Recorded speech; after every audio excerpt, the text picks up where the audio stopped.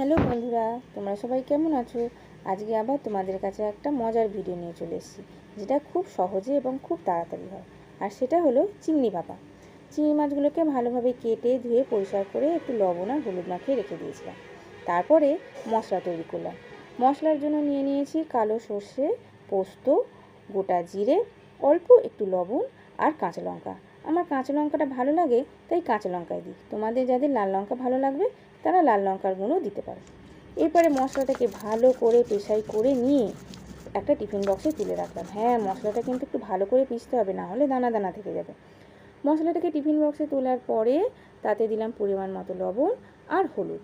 তারপর মাছগুলো দিয়ে ওপর থেকে খানিকটা সর্ষের তেল দিয়ে মশলাটাকে খুব ভালোভাবে মাছের সঙ্গে মাখিয়ে নিলাম।